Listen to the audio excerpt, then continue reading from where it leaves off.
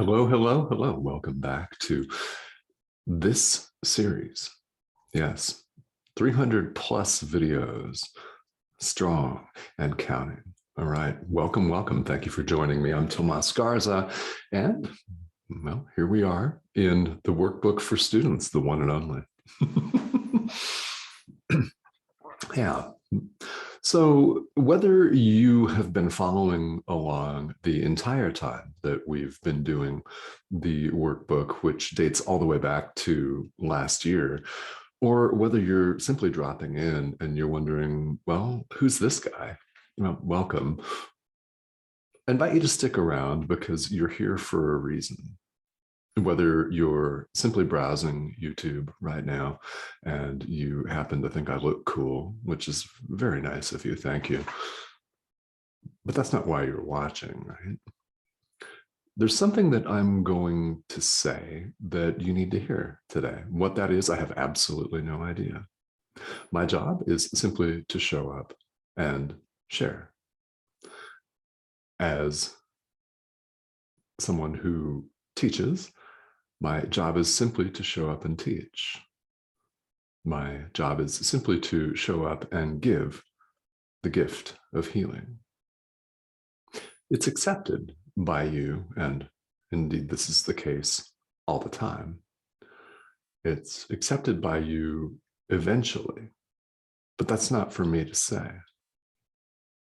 Every gift is received as soon as it is given. It's complete in and of itself. So as I share my observations with you, the gift is complete and received the instant it's given. What is not up to me at all, which is really a good thing, is what you do with that. So there is something that I have either already said or am about to say that you need to hear today. So it's up to you to digest that in the best way that you can. If you have questions about it, it's up to you to sit with those questions and ask for help if you feel you need help. For example, I'm here to help. There are other people in the world, in your life, teachers, people that you look up to, friends, right, that can help. So if you're called to ask for help, please do. And ultimately, where all action lies in spirituality, where the rubber meets the road, so to speak, is in the practical moment-to-moment application. This is about experience. It is important to understand ideas intellectually. Yes, of course it is. That's not the end. It's not enough just to grasp the concepts if you don't put them into practice in your own life. That's where the action lies. So here we are. We have come quite a long way in the workbook for students. We have just finished lesson 310, and we are in the review periods, right? There are review ideas. They're presented in numerical order here in part 2 of the workbook. So following lesson 310 is question number 10, review idea, item, right? Subject of today's video and contemplation. And the idea that we'll talk about today is meant to inform the next 10 days of our practice and study in the workbook. So in other words, lessons 311 through 320. Now, by the way, when you get to lesson 365, all the way at the end, it's not the end. It's the beginning. I'm just saying. So the idea that we're going to look at today is phrased in the form of a question. This is what part 2 of the workbook brings to us. So we've looked at some questions before that are very profound, and they're very important to our grasping of this material. And of course, they're very, very important to our practical application. moment to moment, day to day, in your daily life. They're very important to that. So the question posed here today is, what is the last judgment? All right. Yes, judgment. What is the last judgment? I know that a number of you were raised in the Judeo-Christian religious tradition, which, well, has several denominations, several groups, several sects, so to speak, that place a lot of emphasis on judgment and condemnation, don't they? You may have been raised in one. I was raised in not one, but two. So I know from experience what this is all like.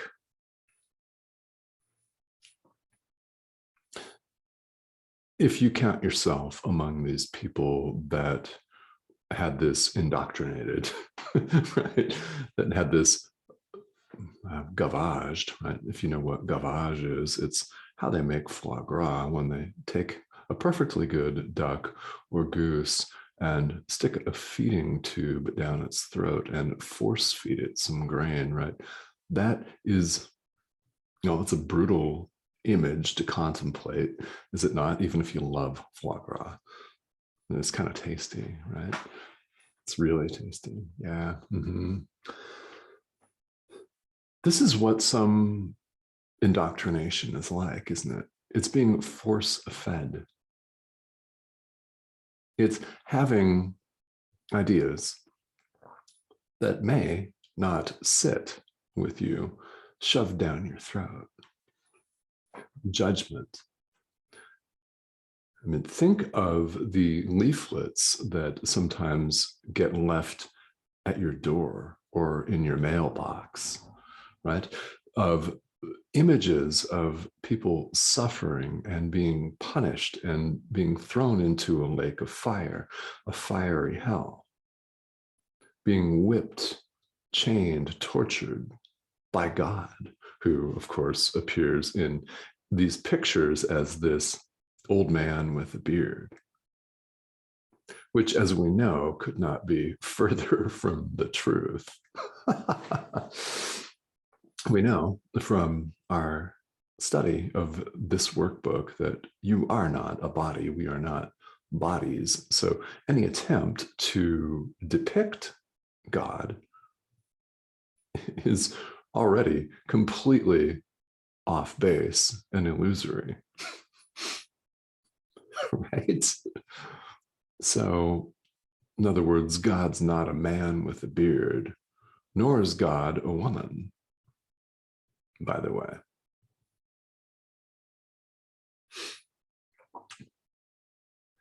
So, when we talk about last judgment, I invite you to sit with what image comes to mind. I mean, is it sin? Is it punishment, guilt, condemnation, and fiery hell? Now, when I was presented as a child with these concepts, I could not accept them. I could not accept what my unnamed church in Albuquerque, New Mexico, like the largest one there,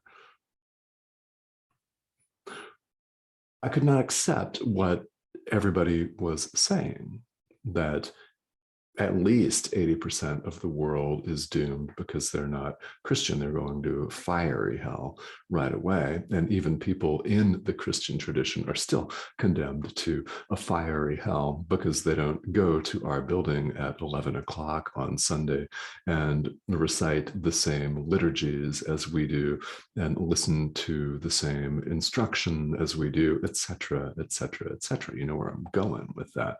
Fundamentalism. Fundamentalism is of the ego. Why? It makes a distinction. That period, right? Anything that makes a distinction is of the ego. How can we say this? There's no separation of any kind. So 80% of the world is not doomed to a fiery hell just because they go to a different building. or no building at all. I didn't wish to grasp that, and it wouldn't go down my throat.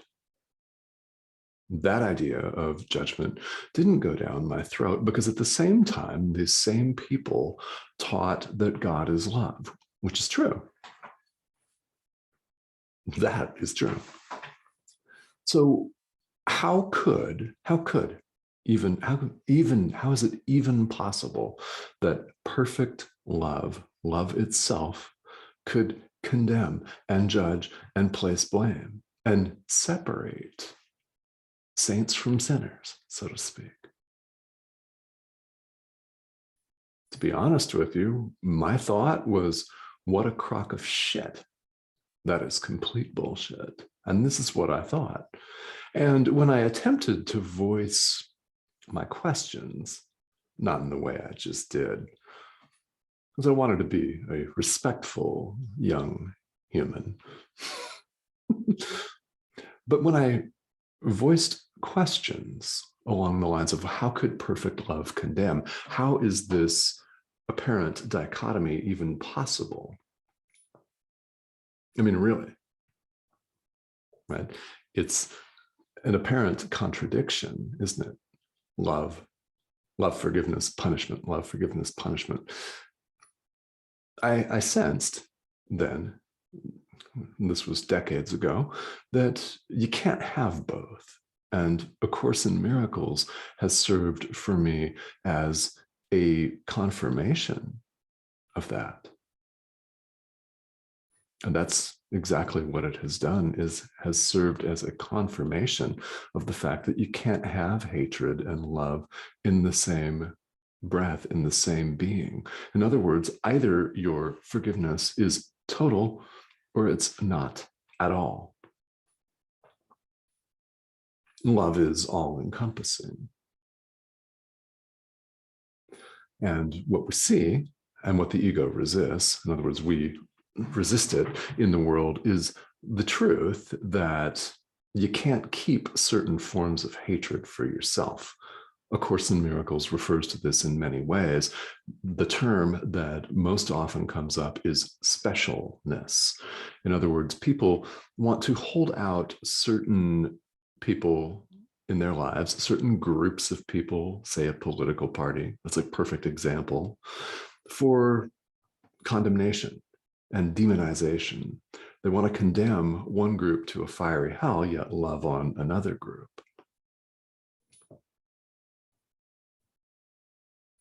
So love is either total, which it is, or it's not at all.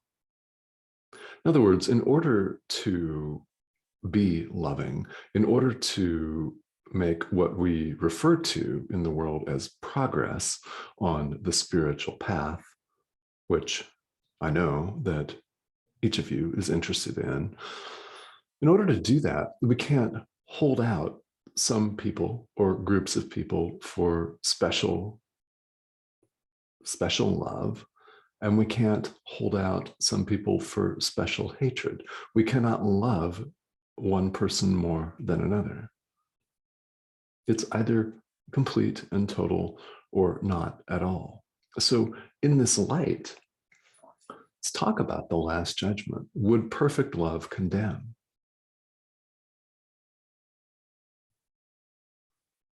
And if you're answering no, then yeah, that's quite right. Love is not capable of condemnation. So the last judgment is simply a statement of the truth that you are as you have always been, as God created you. There is no sin, and God's Son is guiltless, without guilt.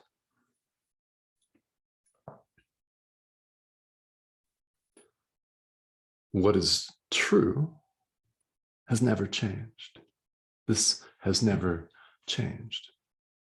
The last judgment is entirely free then of condemnation, and is not to be feared. Now, this may be something that you find incredibly threatening, and that's all right, isn't it? Because it's the ego that's threatened. When you want to lash out at someone who's speaking about spirituality, as I am right now, I mean, if you want to lash out at me, right, what's going on there is the ego is threatened. You don't have to believe anything that I say.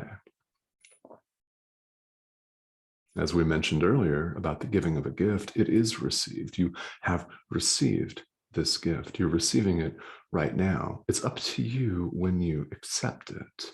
In other words, it's up to you when you really allow it to permeate your being.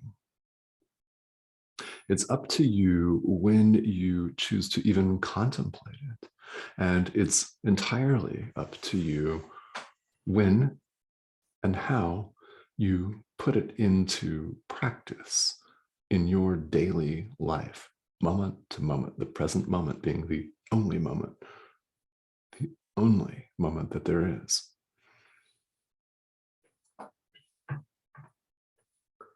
The 5 paragraphs of commentary here on the question, what is the last judgment, ask us, they implore us to not be afraid of love. Be not afraid of love. This is what Jesus says here. Be not afraid of love. If you're looking for it, it's in the 4th paragraph. Be not afraid of love. Be not afraid of yourself. What we're all doing is inviting you. So what's going on here is the Holy Spirit in my mind is reaching out to the Holy Spirit in your mind. This is what's happening right now with this message resonating with you. Because we all know that you could have navigated away already. There's a lot of crazy shit on YouTube, right? There's a lot you could be watching. So there's a part of your mind that wants, needs, craves, and yearns to hear this information, that you are the guiltless and entirely perfect, not broken Son of God. There is no condemnation, so I invite you, be not afraid of love. Be not afraid of yourself. Do not fear at all. In the presence of love, fear simply dissipates. It vanishes. This is analogous to turning on a light in a pitch black dark room. You'll walk in, you may be concerned that you're going to bump into furniture and objects, maybe bump into the wall, not know where you're going. But when you flick on a light switch, what happens to the darkness? This is precisely the same principle. So I invite you, as Jesus invites you, we invite you, to please be not afraid of love today or any day.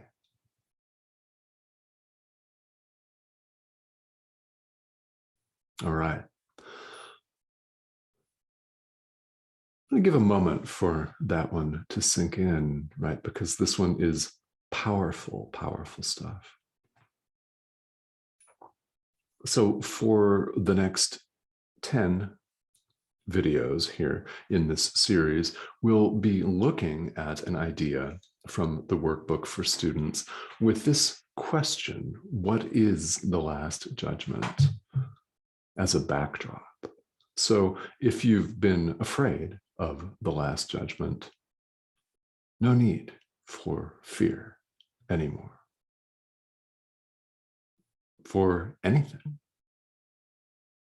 All of this safety, right? This safety, this limitlessness, joy, all of it is guaranteed by God. The gift is already received. The gift of life itself is already received. So it's up to you when you choose to accept it. Let us hope, right? Let us hope that that may be right now, today.